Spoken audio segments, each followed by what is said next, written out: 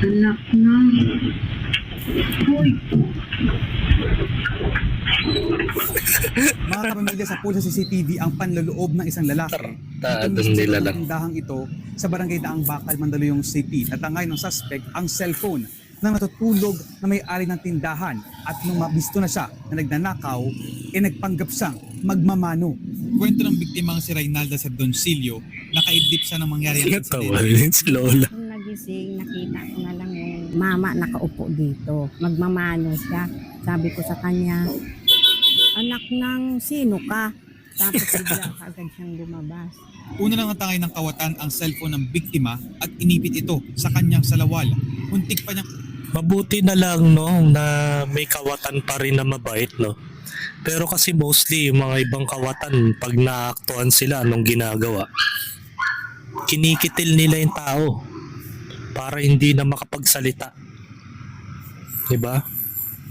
Siguro itong lalaking ito sanay na gumagawa na ng mga kalokohan pero hindi na niya ginagawang saktan yung tao.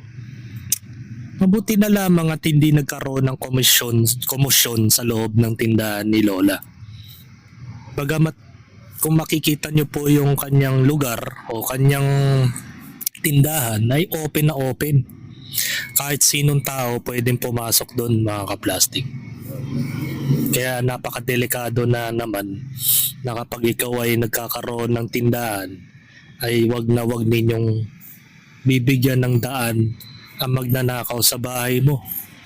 Hanggat maaari, sarado niyo yung pintuan para hindi kayo nalolooban, mga kaplastik. matangay ang cash box sa tindahan. May naman mahigit 10,000 piso. Balak pa nga yung cash box. Siya, tapos kukunin yung lalagyan ng pera. Tapos may dumating. Kumakanta.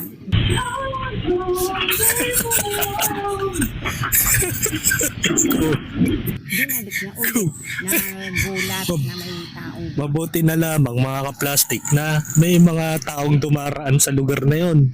Kundi nasimot na yung mga kinita ni Lola.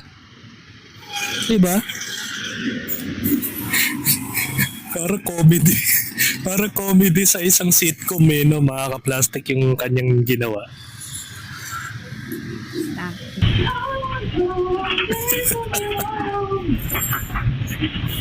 Ang comedy. Dinalik niya ulit na gulat na may taong dumating. Sana humingi na lang kung talagang nangangailangan. Bait ni Lola. Yung